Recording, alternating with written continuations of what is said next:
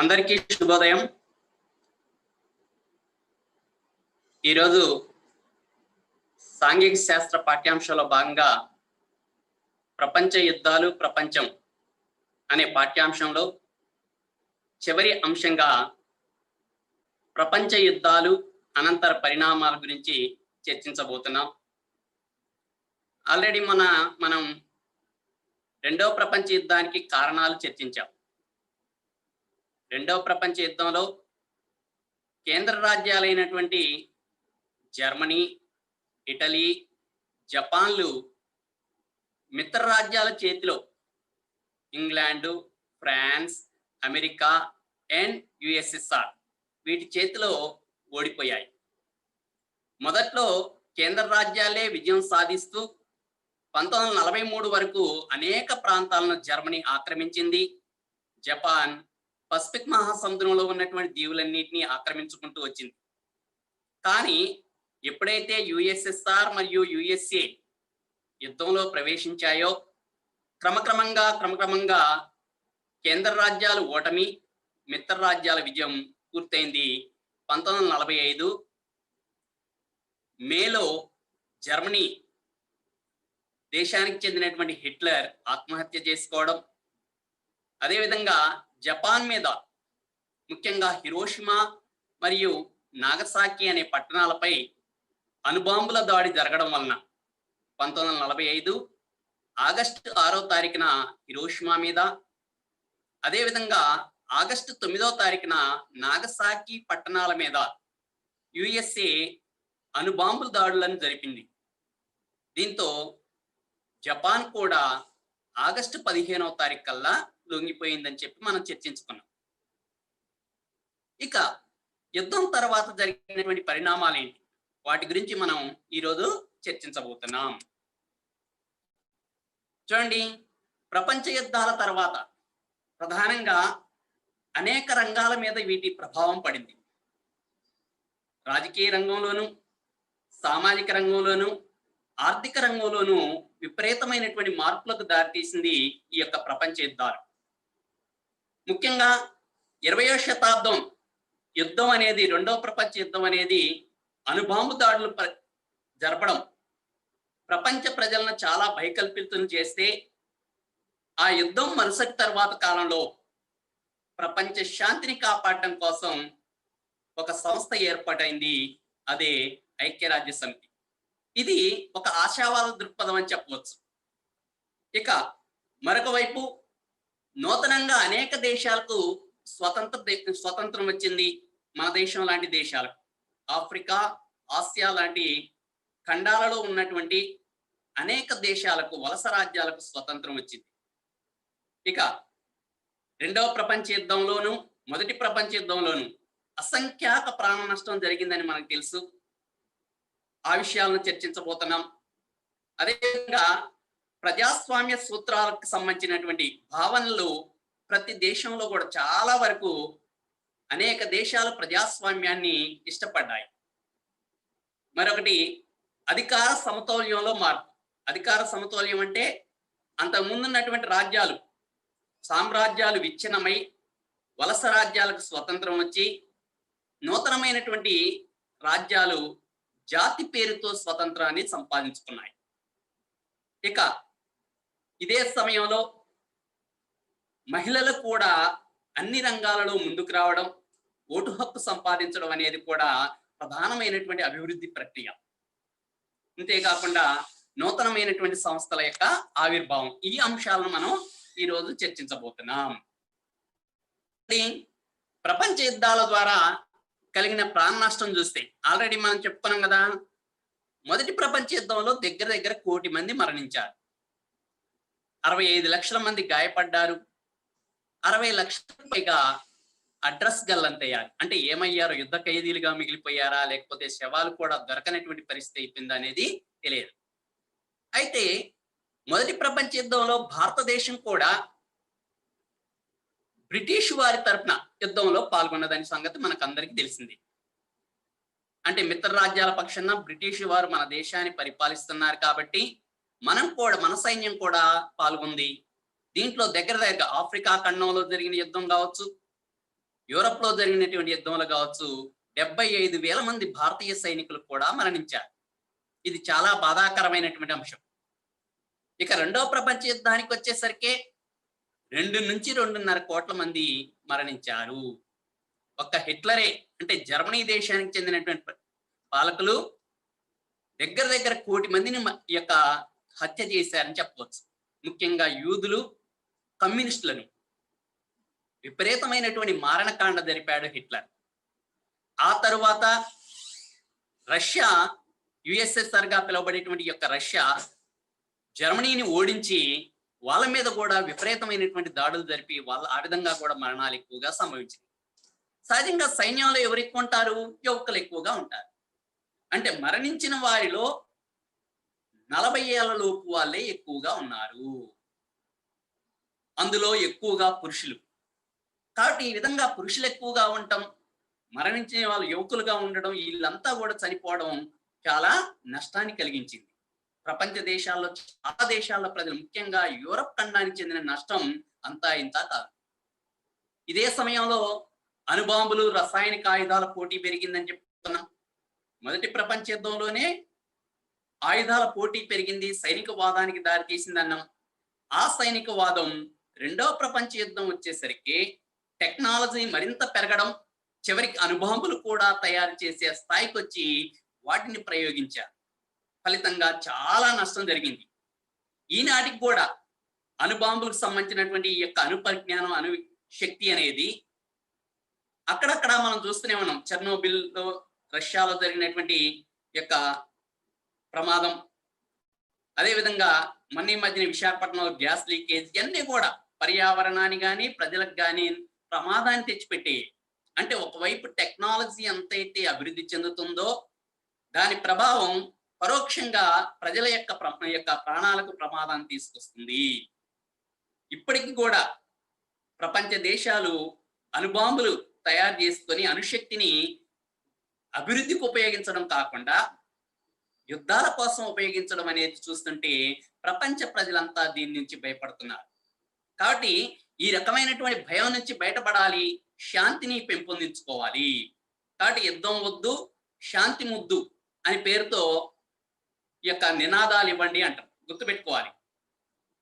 ఇక ఆర్థిక నష్టం, ఈ యొక్క ప్రాణ నష్టం ఎంత జరిగిందో చెప్పి ఇక్కడ బార్ గ్రాఫ్ లో ఇచ్చిన చూడండి. మనకి వివిధ శతాబ్దాలు అంటే 1500 నుంచి 1599 అంటే 16వ శతాబ్దం, 17వ శతాబ్దం, 18, 19, 20వ శతాబ్దాలకు సంబంధించినటువంటి పాఠ్యాంశం మనం చదివేది కాబట్టి ఈ కాలాలలో ఎంతెంత మంది యుద్ధ మరణాలు సంభవించాయో చూపించాడు ఇక్కడ. చూడండి, ఎల్లో కలర్ లో ఉన్నటువంటి బార్ గ్రాఫ్ లో ఎల్లో కలర్ లో ఉన్నదేమో మిలియన్లలో యుద్ధ మరణాలు. చూడండి, 16వ శతాబ్దంలో 1.6 మాత్రమే యుద్ధ మరణాలు ఉన్నాయి. 17వ శతాబ్దంలో 6.1, 18వ శతాబ్దంలో 7, 19వ శతాబ్దంలో 19.4, కానీ 20వ శతాబ్దంకి వచ్చేసరికి 109.7 మిలియన్లలో ఇచ్చాడు. చూడండి, ఇలాంటివి అడిగినప్పుడు ఒక్కోసారి ప్రశ్న రూపంలో అడుగుతా ఉంటాడు. చూడండి, ఈ బార్ గ్రాఫ్ దేనికి చూపిస్తుంది, దేనికి సంబంధించింది అంటే వివిధ శతాబ్దాలలో యుద్ధ మరణాలకు సంబంధించినటువంటి వివరాలను తెలిపే చిత్ర బార్ గ్రాఫ్ ఇది. మరి బార్ గ్రాఫ్ ఆధారంగా ఏ శతాబ్దంలో యుద్ధ మరణాలు ఎక్కువగా ఉన్నాయి చెప్పండి. ఇక్కడ పెద్దగా కనపడుతుంది కదా, 1900 నుంచి 1999 అంటే ఏ శతాబ్దం? 20వ శతాబ్దం. ఎందుకున్నాయి మరి?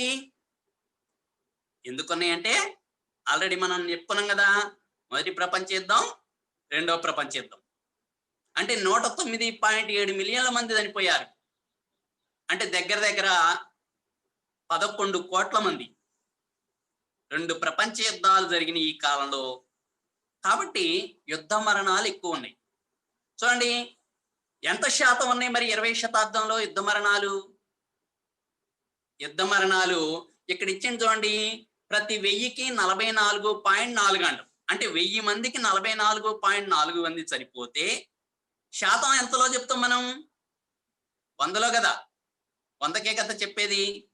అంటే 100కి ఎంత 4.4. చూడండి ఇక్కడ 4.4 లేక 4.5 దగ్గర దగ్గర.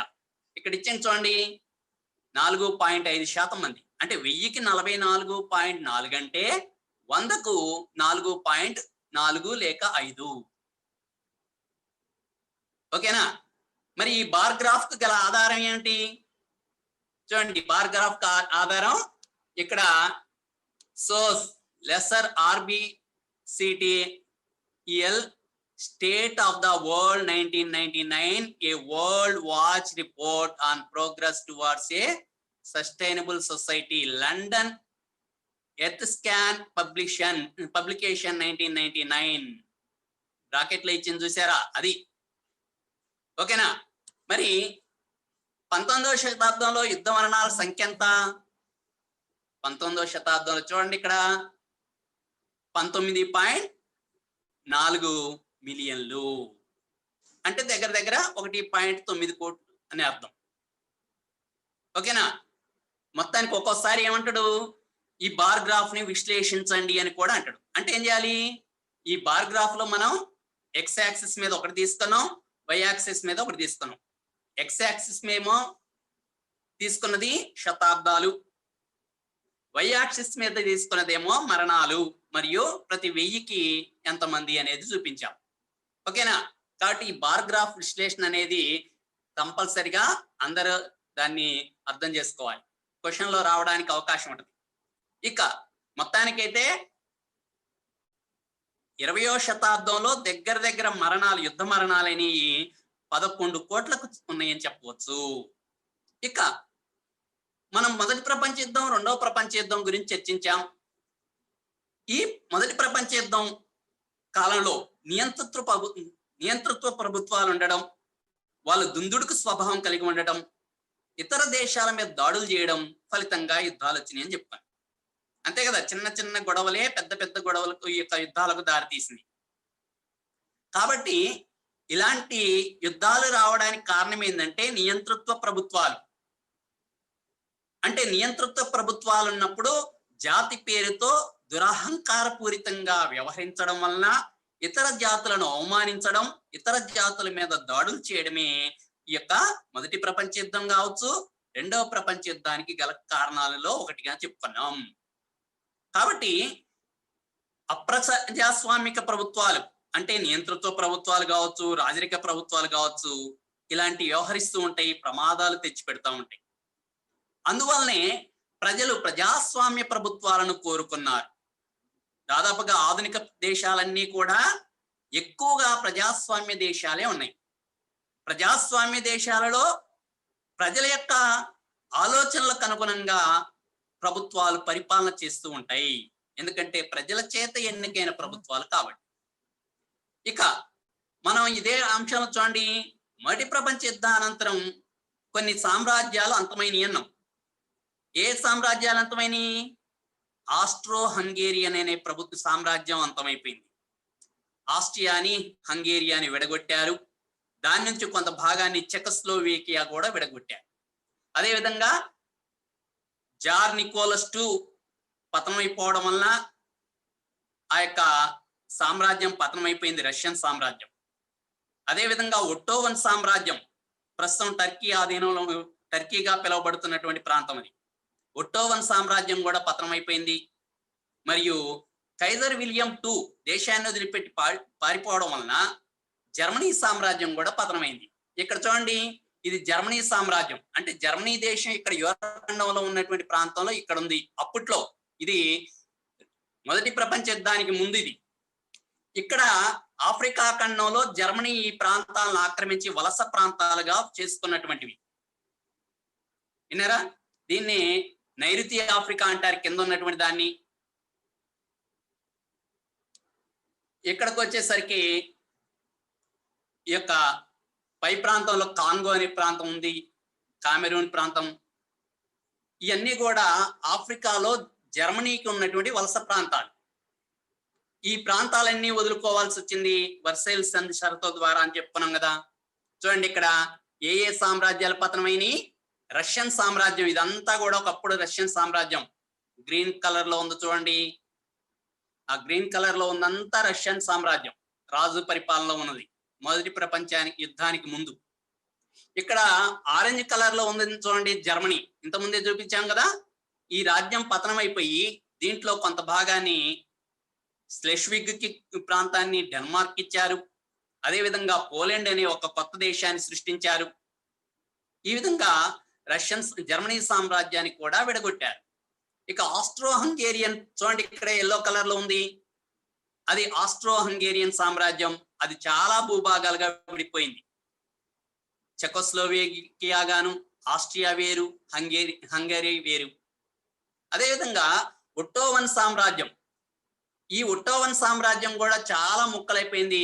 ఇప్పుడు ఆ ఒట్టోవన్ సామ్రాజ్యం పేరు రాసింది చూసారా, అక్కడ టర్కీ అనే దేశం ఉంది ఇప్పుడు. విన్నారా? ఈ విధంగా ఈ సామ్రాజ్యాలన్నీ కూడా ఎప్పుడు పతనం అయిపోయినాయి? మొదటి ప్రపంచ యుద్ధానంతరం పతనమైనటువంటి రాజ్యాలు ఇవి.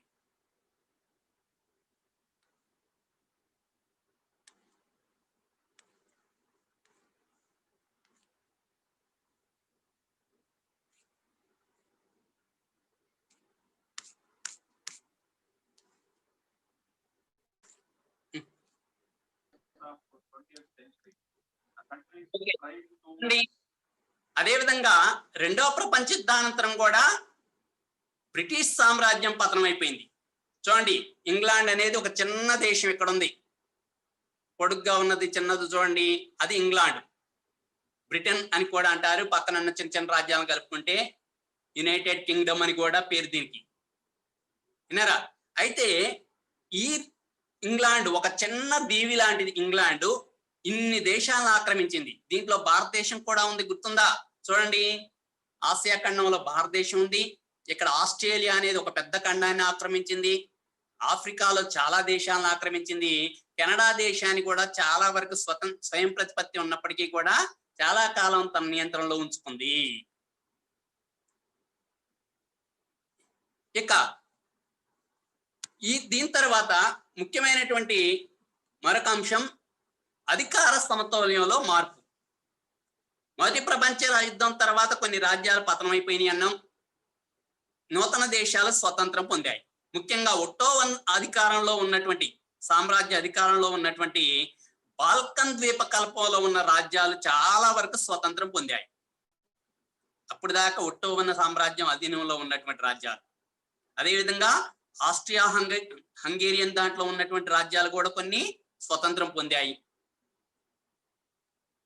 అదేవిధంగా రెండవ ప్రపంచ యుద్ధం అనంతరం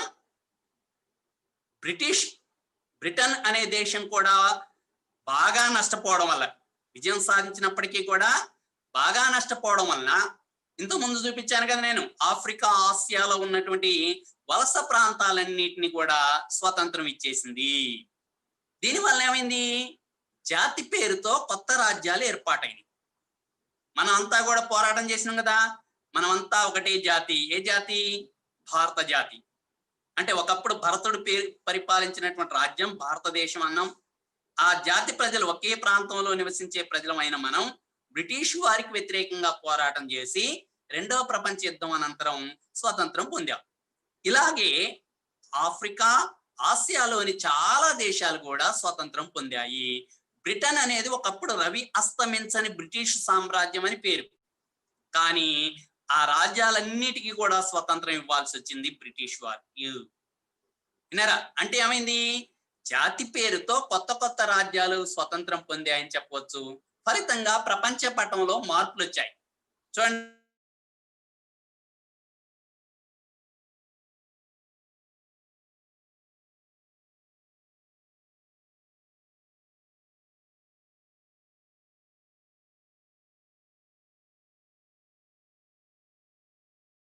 కూడా మనం ఈ రోజు ప్రపంచవ్యాప్తంగా ఉన్నటువంటి దేశాలు ఐక్యరాజ్య సమితిలోనే 193 సభ్య దేశాలు ఉన్నాయి ఇప్పుడు. కానీ ఒకప్పుడు ఈ రాజ్యాలు ఆఫ్రికా, ఆసియా, లాటిన్ అమెరికా రాజ్యాలన్నీ కూడా, దేశాలన్నీ వలస ప్రాంతాలుగా బ్రిటిష్ వారి పరిధిలో ఉన్నాయి. అదేవిధంగా ఫ్రెంచ్ వారి చేతిలో కొన్ని, జర్మన్ చేతిలో కొన్ని, ఇలా మొత్తం ప్రపంచాన్ని యూరోపియన్లే పరిపాలించారు. చూడండి, ఇక ప్రపంచ యుద్ధాలంతరం జరిగినటువంటి మరికొన్ని మార్పుల్లో ముఖ్యంగా మహిళల యొక్క పాత్ర పెరిగింది. ఒకప్పుడు కేవలం ఇంటి పనికి మాత్రమే పరిమితమైనటువంటి మహిళలు 20వ శతాబ్దం మొదట్లో, ముఖ్యంగా మొదటి ప్రపంచ యుద్ధం, రెండవ ప్రపంచ యుద్ధంలో మహిళ యొక్క పాత్ర చాలా కీలకమైపోయింది. పురుషులంతా యుద్ధంలో నిమగ్నమై ఉండడం, ఇంటి బాధ్యతలతో పాటుగా ఫ్యాక్టరీలలోనూ, పాఠశాలలోనూ, వివిధ రకాలైనటువంటి ఆఫీసుల్లోనూ మహిళలు పని చేయాల్సి వచ్చింది. ఇలా పనిచేసేటువంటి మహిళలు ఆర్థిక స్వాతంత్రం కలిగి ఉన్నారు. ఎప్పుడైతే ఆర్థిక స్వాతంత్రం వచ్చిందో మహిళలు పురుషులతో సమానమైనటువంటి అధికారాలు కావాలని, హక్కులు కావాలని కోరుకున్నారు. ఆ రకంగా పోరాటం చేయడం ఫలితంగా 1918లో బ్రిటన్లో మహిళలకు ఓటు హక్కు ఇచ్చారు. చూడండి, 1688 నుండే ఇంగ్లాండ్ దేశంలో పార్లమెంటరీ తరహా ప్రభుత్వం కొనసాగుతుంది. 1688 నుండి 1917 వరకు కూడా మహిళలకు ఓటు హక్కు లేదు. కేవలం కొంతమంది పురుషులకు మాత్రమే ఓటు హక్కు ఉండేది. అంటే మహిళలను సరైనటువంటి సమాన ప్రాతినిధ్యం ఇవ్వలేదని చెప్పవచ్చు. అలాంటి మహిళలు ఎప్పుడు తమ యొక్క హక్కులను సంపాదించగలిగారంటే 20వ శతాబ్దంలో అని చెప్పవచ్చు. అంటే 1688 నుండి ఎప్పుడు 1688 అంటే ఏంది? గ్లోరియస్ రెవల్యూషన్, మహా విప్లవం, రక్తపాతరహిత విప్లవం అని చెప్పినటువంటి ఇంగ్లాండ్ విప్లవం. ప్రపంచానికే పార్లమెంటుల మాతగా పిలువబడేటువంటి ఇంగ్లాండులో పార్లమెంటు 1918 మాత్రమే మహిళలకు ఓటు హక్కు కల్పించింది. అప్పటి నుండి మాత్రమే. ఇది కూడా ఎలా? మహిళలు రకరకాలైనటువంటి రంగాలలో, అన్ని రంగాలలో మహిళల యొక్క అవసరం పెరగడం వలన, ఉత్పత్తికి సంబంధించిన విషయాల్లో మహిళలు ప్రాతినిధ్యం వహించడం వలన వారు పురుషులతో సమానమైనటువంటి అధికారాలు, హక్కులు కోరుకున్నారు. వారి పోరాట ఫలితంగా చివరికి ఓటు హక్కు సాధించారు. మన దేశంలో ఎప్పుడు వచ్చింది మరి? మన దేశంలో మనకి రాజ్యాంగం అమల్లోకి రాగానే ఓటు హక్కు వచ్చింది. మనం బ్రిటన్లో లాగా చాలా లేటుగా ఇవ్వలే. మన దేశంలో మహిళలన్నా పురుషులైనా అందరికీ కూడా 18 సంవత్సరాలు నిండిన ప్రతి ఒక్కరికి ఇప్పుడు ఓటు హక్కు ఉంది. రాజ్యాంగం అమల్లోకి వచ్చినప్పుడు అప్పుడు 21 సంవత్సరాలు నిండిన వాళ్ళకు ఉండేది. ఇక చూడండి, కొత్త అంతర్జాతీయ సంస్థల ఏర్పాటు. ముఖ్యంగా మొదటి ప్రపంచ యుద్ధం అనంతరం మరో యుద్ధం రాకూడదు అనుకొని ప్రపంచ దేశాలు కోరుకున్నాయి. అందులో భాగంగానే నానాజాతి సమితిని ఏర్పాటు చేశారు కదా, వుడ్రో విల్సన్ ఆలోచనల సారంగా.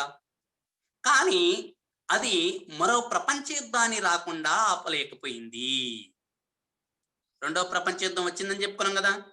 మొదటి ప్రపంచ యుద్ధంలో జరిగిన నష్టం కన్నా రెండో ప్రపంచ యుద్ధంలో విపరీతమైనటువంటి నష్టం జరిగింది. అణుబాంబుల ప్రయోగం అనేది మొత్తం జపాన్లో కనీసం 30-40 ఏళ్ల పాటు గడ్డి కూడా మొలవలేకపోయింది. హిరోషిమా, నాగసాకి అనే ప్రాంతాలు అంత తీవ్ర నష్టాన్ని కలిగించింది. ఇప్పటికీ ఆ ప్రాంతంలో పుట్టేటువంటి పిల్లలు కావచ్చు, పెరిగేటువంటి వారికి ఆ యొక్క కాలుష్య ప్రభావం ఇప్పటికీ కూడా ఉంది. ఇక అందువల్లనే రెండవ ప్రపంచ యుద్ధం తర్వాత మరొక ప్రపంచ యుద్ధం రాకూడదని మరొక బలమైన సంస్థను ఏర్పాటు చేశారు. ఆ సంస్థ పేరే ఐక్యరాజ్య సమితి. ఎప్పుడు ఏర్పడింది ఇది? యుద్ధం అయిపోయిన తర్వాత. రెండవ ప్రపంచ యుద్ధం ఎప్పుడు ముగిసింది? చివరికి జపాన్ లొంగిపోయినాక, అనగా ఆగస్టు 15, 1945లో. ఇది ముగిసిన కొద్ది కాలంలోని 2 నెలల్లోనే ఒక బలమైన సంస్థను ఏర్పాటు చేశారు. దాని పేరే ఐక్యరాజ్య సమితి. ఇంగ్లీష్ లో యునైటెడ్ నేషన్స్ ఆర్గనైజేషన్ అంటారు, యుఎన్ఓ. ఇది 24 అక్టోబర్ 1945లో ఏర్పాటైంది. దీని ప్రధాన కార్యాలయం ఎక్కడుందో తెలుసా? న్యూయార్క్ నగరంలో ఉంది. న్యూయార్క్ ఎక్కడుంది మరి? అమెరికా సంయుక్త రాష్ట్రాలు అంటే యుఎస్ఏ లో ఉంది. మరి ఐక్యరాజ్య సమితి అనేది ఒక ప్రపంచ ప్రభుత్వం లాంటిది. మన దేశంలో ప్రభుత్వం ఉంది కదా, కేంద్ర ప్రభుత్వం. ఏం చేస్తుంది? కేంద్రం ప్రభుత్వం భారతదేశం మొత్తాన్ని పరిపాలిస్తుంది కదా. అలాగే భారతదేశానికి సంబంధించిన చట్టాలు, శాసనాలు ఇయన్నీ కూడా అమలు పరుస్తూ ఉంటుంది కదా! అలాగే ఐక్యరాజ్య సమితి కూడా ప్రపంచ దేశాలకు సంబంధించినటువంటి పరిపాలన చేస్తూ ఉంది. ఏ సమస్యలున్నా పరిష్కరించడానికి ట్రై చేస్తుంది. ఐక్యరాజ్య సమితి నానాజాతి సమితి కంటే బలమైన సంస్థగా ఏర్పాటు చేశారనం. దీని యొక్క లక్ష్యాలేదో చూద్దాం. ముఖ్యంగా ప్రపంచ శాంతిని నెలకొల్పడం. అంటే ఏంది? యుద్ధాలు రాకుండా చూడటం. యుద్ధాలు రాకుండా చూడటం అంటే దేశాల మధ్య వచ్చేటువంటి విభేదాలను, సమస్యలను శాంతియుతంగా కూర్చొని మధ్యవర్తిత్వం వహించడం ద్వారా పరిష్కరించడం. ఇక మరొకటి మానవ హక్కులను కాపాడటం. మానవ హక్కులను కాపాడటం అంటే ఏంది? యుద్ధం అనేది మనిషి జీవించే కాలాన్ని హరిస్తుంది. కాబట్టి జీవించే హక్కు ప్రతి ఒక్కరికి ఉంటుంది. అలాంటి హక్కులను యుద్ధాలు వలన కోల్పోవాల్సి వస్తుంది. కాబట్టి ప్రజల హక్కులను కాపాడటమే ఐక్యరాజ్య సమితి యొక్క మరొక లక్ష్యం. అదేవిధంగా అంతర్జాతీయ చట్టాలను గౌరవించడం. అంటే దేశాలు, ప్రతి దేశం దాంట్లో సభ్య దేశం అన్ని ఐక్యరాజ్య సమితి యొక్క రూల్స్ అండ్ రెగ్యులేషన్స్ ని అందరూ కూడా పాటించేటట్లు చూస్తుంది. అదేవిధంగా ఈ యొక్క ఐక్యరాజ్య సమితి వివిధ అనుబంధ సంస్థల ద్వారా ప్రపంచ దేశాల సామాజిక ఆర్థిక స్థితిగతులన్నిటిని కూడా మెరుగుపరుస్తుంది. చూడండి, అనుబంధ సంస్థలు ఏమున్నాయి? అన్ని చాలా ఉన్నాయి, కానీ కొన్నిటిని ఇచ్చిన బాలల అత్యవసర నిధి. అంటే ప్రపంచవ్యాప్తంగా బాలల హక్కులను కాపాడటం కోసం, బాలల యొక్క సమస్యలను పరిష్కరించడం కోసం యునిసెఫ్ అనేది ఒకటి ఏర్పాటు చేశారు, ఒక సంస్థ. ఐక్యరాజ్య సమితిలో అంతర్భాగంగా ఉన్న సంస్థ ఇది, బాలల అత్యవసర నిధి. ఇది ఎక్కడుందట? న్యూయార్క్ నగరంలోనే ఏర్పాటు చేశారు దీని ప్రధాన కార్యాలయం. అదేవిధంగా యునెస్కో అంటే విద్య, వైజ్ఞానిక, సాంస్కృతిక అభివృద్ధి అన్నట్టు చూసేటువంటి సంస్థ. ఇది ఎక్కడుంది? ప్యారిస్ నగరంలో ఏర్పాటు చేశారు దీని ప్రధాన కార్యాలయం. అదేవిధంగా ఆల్రెడీ నానాజాతి సమితి సమయంలోనే ఏర్పాటు చేసిన సంస్థలు ఉన్నాయి. ప్రపంచ ఆరోగ్య సంస్థ, WHO, అంతర్జాతీయ కార్మిక సంస్థ ILO. ఈ రెండు కూడా జెనీవా అంటే స్విట్జర్లాండ్ లో ఏర్పాటు చేశారు. అయితే ఇంత బలమైనటువంటి సంస్థగా ఉండి ఇన్ని లక్ష్యాలతో ఉన్నటువంటి ఈ సంస్థ గురించి మరొక ప్రత్యేక పాఠం ఉంది మీకు, 19వ పాఠం. ఇది 12వ పాఠం కదా. దాంట్లో కేవలం ఐక్యరాజ్య సమితికి సంబంధించిన పాఠమే ఒకటి ఉంది. దాని గురించి పూర్తిగా మీరు నేర్చుకుంటారు. అయితే ఐక్యరాజ్య సమితి మరో ప్రపంచ యుద్ధం రాకుండా కాపాడడంలో మాత్రం సక్సెస్ అవుతుంది. ఎందుకంటే 3వ ప్రపంచ యుద్ధం చూడలేదుగా మనం. కాబట్టి ఇది ప్రపంచ శాంతికి, సుస్థిరతకు ప్రాధాన్యత ఇస్తుంది, కృషి చేస్తుంది, అనేక సమస్యలను పరిష్కరిస్తుంది. కాకపోతే ఐక్యరాజ్య సమితిలో కూడా ఎవరి పెత్తనం ఎక్కువ చేస్తున్నారంటే అగ్రరాజ్యాలు, ముఖ్యంగా USA, USSR, China, Britain, France వీళ్ళ యొక్క పెత్తనం కొంత ఎక్కువగా నడుస్తుంది అని ఒక అపవాదం ఉంది.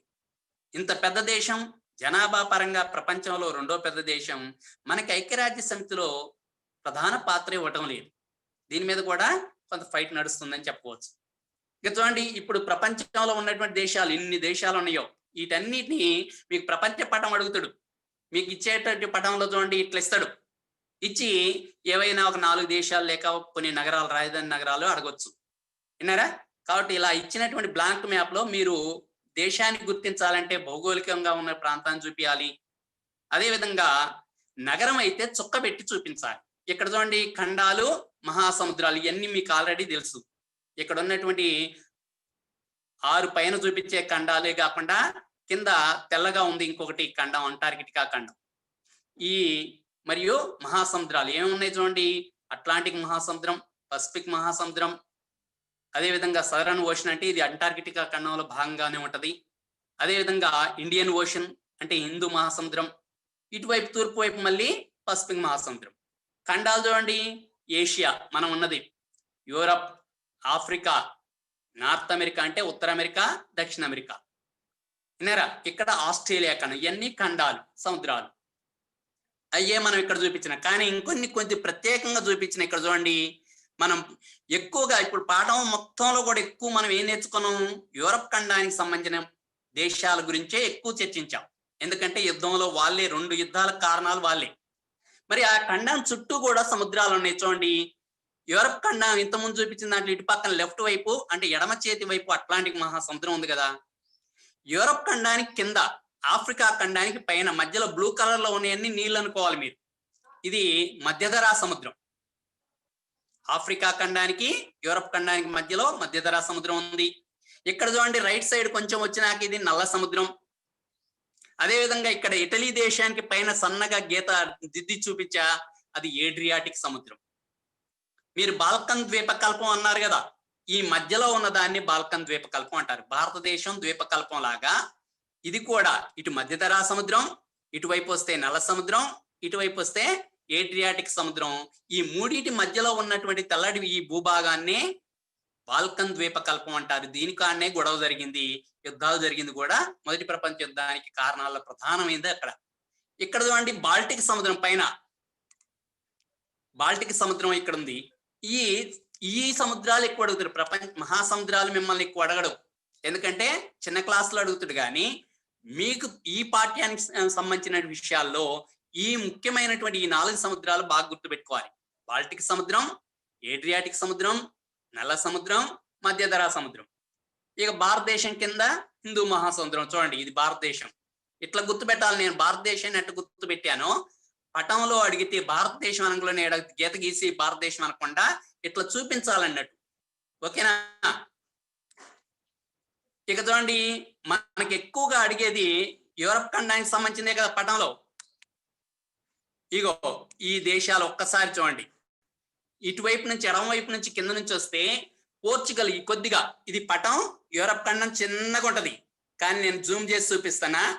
Portugal, Spain, France, Germany. ఇక్కడ చూడండి ఈ రెండింటి మధ్యలో వైలెట్ కలర్ లో ఉంది బెల్జియం, ఇక్కడ గ్రీన్ కలర్ లో ఉంది నెదర్లాండ్స్. అదేవిధంగా ఇక్కడ వైట్ కలర్ లో ఉంది చూడండి యునైటెడ్ కింగ్డమ్. దీన్నే మనం బ్రిటన్ అంటున్నాం, ఇంగ్లాండ్ అని కూడా అంటాం. దాంట్లో చిన్న చిన్న భాగాలు ఉంటాయి, అవి తీసేస్తే ఇంగ్లాండ్, వేల్స్, ఉత్తరంలో స్కాట్లాండ్, వినరా, ఇలాంటివన్నీ తీసేస్తే అక్కడ ఇంగ్లాండ్ అంటారు. ఇక జర్మనీకి పైన బ్లూ కలర్ లో ఉంది చూడండి డెన్మార్క్. అది ఓకేనా. స్లెస్విగ్ ప్రాంతాన్ని డెన్మార్క్ ఇచ్చేసింది జర్మనీ అన్నాం. అదే విధంగా ఇక్కడ చూడండి వైట్ కలర్ లో ఉంది ఫ్రాన్స్ కి, జర్మనీకి, ఇటువైపు ఇటలీ, ఇదే స్విట్జర్లాండ్. అదే జూమ్ లేకుండా ఇట్లా పెట్టి చూపిస్తే స్విట్జర్లాండ్ అంటే ఒక చుక్కలాగా ఉంటది. మరి యూరప్ పటం ఇస్తాడా మనకి? ప్రపంచ పటం ఇచ్చినప్పుడు స్విట్జర్లాండ్ అనేది ఆ 3 దేశాలకు మధ్యలో ఉంది. జర్మనీ, ఫ్రాన్స్, ఇటలీ దేశాలకు మధ్యలో చిన్న చుక్కలాగా ఉంటుంది, అదే స్విట్జర్లాండ్. ఇక ఇక్కడ చూడండి ఆస్ట్రియా. ఒకప్పుడు ఆస్ట్రియా అంటే ఇక్కడ ఉన్న చెక్, స్లోవేకియా, హంగరీ ఇవన్నీ కలిపి ఆస్ట్రో హంగేరియన్ సామ్రాజ్యం అంటారు. ఇవన్నీ విడిపోయి చిన్నగా మారిపోయింది. అదే విధంగా జర్మనీ పోలాండ్ మీద దాడి చేసింది అనంగా చూడండి ఎల్లో కలర్ లో ఉంది, జర్మనీకి రైట్ సైడ్, అదే పోలాండ్.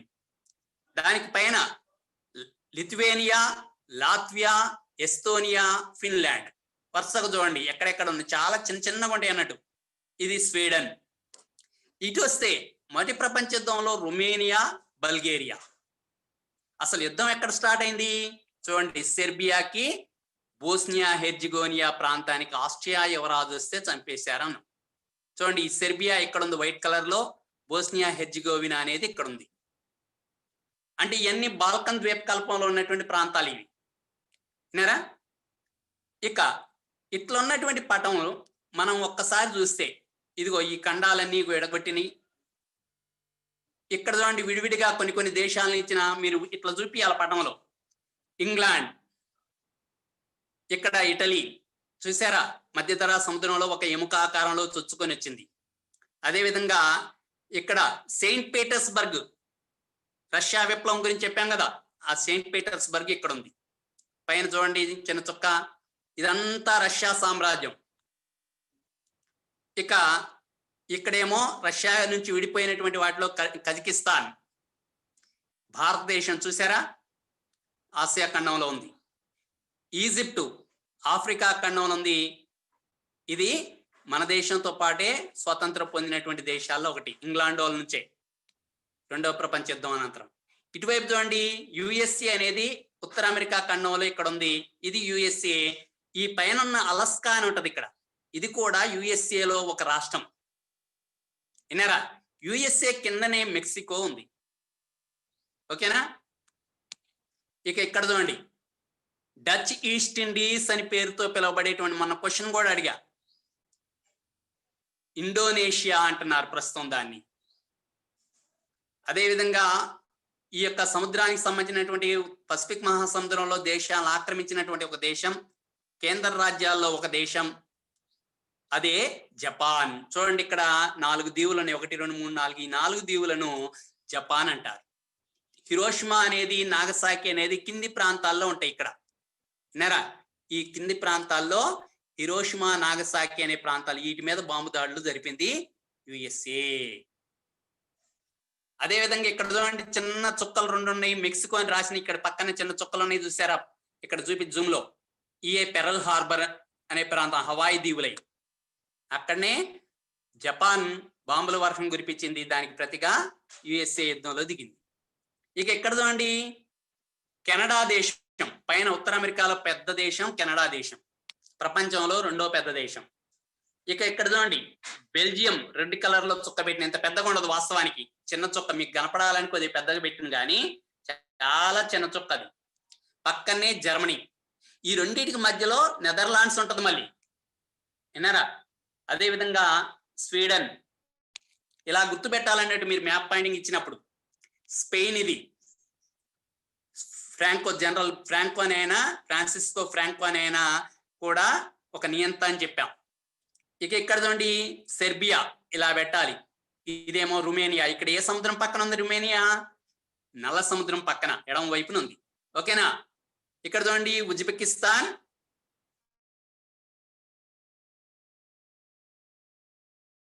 తుర్క్మెనిస్తాన్. పొడుగ్గా ఒకటి ఉంది చూడండి మధ్యలో, ఇది కూడా సముద్రమే. ఏది? ఈ ప్రాంతం ఇది సముద్రమే, దాన్నే కాస్పియన్ సముద్రం అంటారు, గుర్తుపెట్టుకోవాలి. ఇటుకొస్తే వియత్నాం, ఇది ఫ్రెంచ్ వారి చేతిలో ఉన్నటువంటి ప్రభుత్వం. ఈ యొక్క ఫ్రెంచ్ వారు ఈ ప్రాంతాన్ని ఆక్రమించారు, మన దేశాన్ని బ్రిటిష్ వాళ్ళు ఆక్రమించినట్టే వీళ్ళు ఆక్రమించారు. దీని పక్కనే ఒక చిన్న చుక్కలాగా ఇచ్చింది చూడండి, దీన్ని ఫార్మోసా అంటారు, ప్రస్తుతం తైవాన్ అని పిలువబడుతుంది అది. ఇక ఇది ఆఫ్రికా ఖండంలో దక్షిణంగా ఉండటం వల్ల దక్షిణ ఆఫ్రికా అన్నారు. ఓకేనా? ఇక్కడ చూడండి, న్యూయార్క్ ఐక్యరాజ్య సమితి ప్రధాన కార్యాలయం ఉంది కదా, ఇక్కడ ఉంది. ఇక్కడ గుర్తు పెట్టాలి, ఆ చుక్క పెట్టి న్యూయార్క్ అని రాయాలి. ఇదిగో చూడండి ఫ్రాన్సు, ఇదిగో స్విట్జర్లాండ్. ఇందా చూపించానుగా 3 దేశాల మధ్యలో జర్మనీ, ఇటువైపు ఫ్రాన్స్, ఇటువైపు ఇటలీ ఉంటాయి. ఈ 3 మధ్యలో ఉన్నదే స్విట్జర్లాండ్. అదేవిధంగా రష్యా రాజధాని మాస్కో, నల్ల సముద్రానికి పైన 1 సెంటీమీటర్ దూరంలో పెట్టండి మ్యాప్లో అయితే సరిపోతుంది. ఒట్టోవన్ సామ్రాజ్యం అన్నాంగా మనం, నల్ల సముద్రానికి కింద ఇప్పుడు టర్కీగా మిగిలిపోయింది. మిగతా రాజ్యాలన్నీ స్వతంత్రం పొందాయి, టర్కీ నల్ల సముద్రానికి కింద ఉంది. అదేవిధంగా మన దేశాన్ని పరిపాలించినట్టే బ్రిటిష్ వాళ్ళు నైజీరియా ప్రాంతాన్ని కూడా పరిపాలించారు.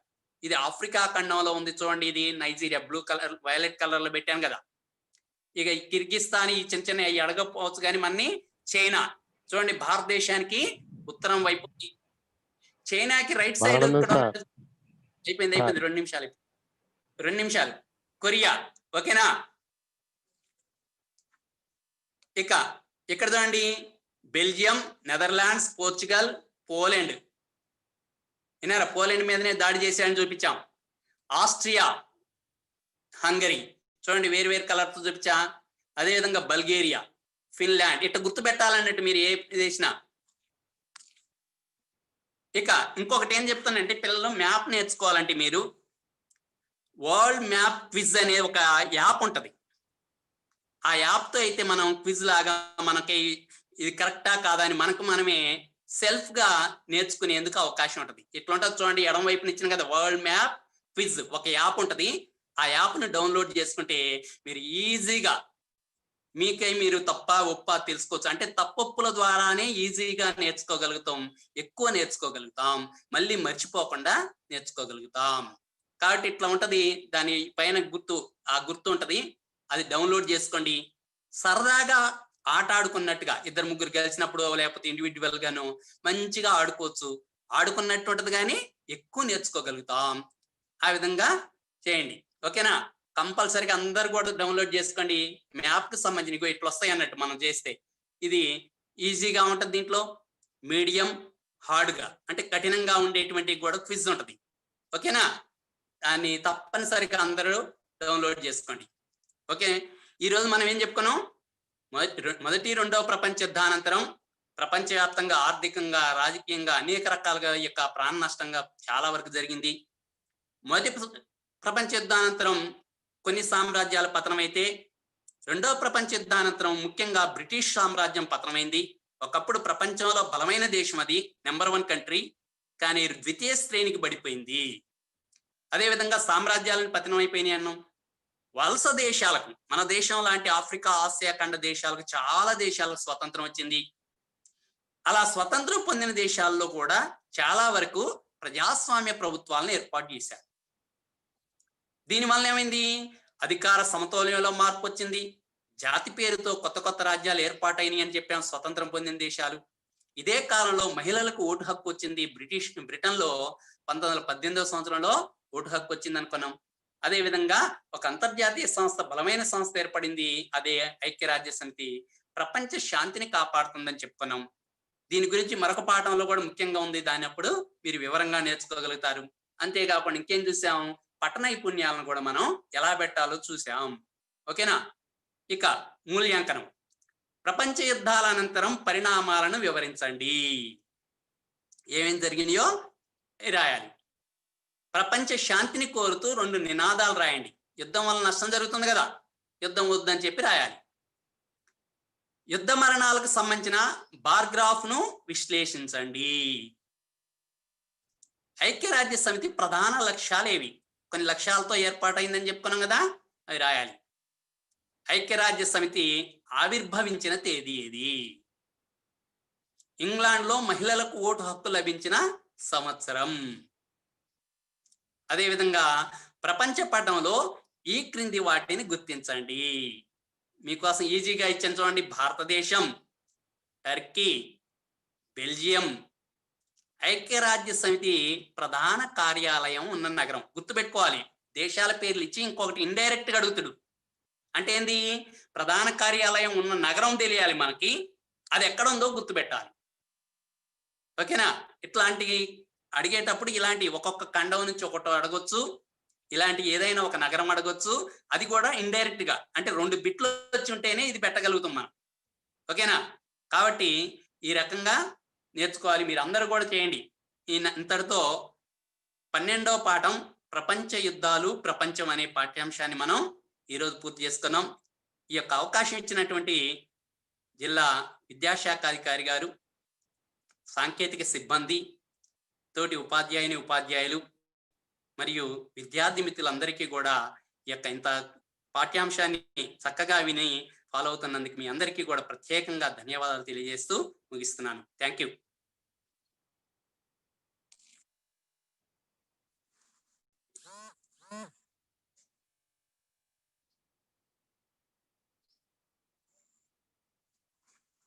లైవ్ ఆపారా సార్? హలో సార్, లైవ్ ఆపండి సార్. ఆపారనుకుంటా. ఆపలేదు. Sreen sir, Gurumurthy sir, live ఆపండి. శ్రీన్ సార్. Thank you.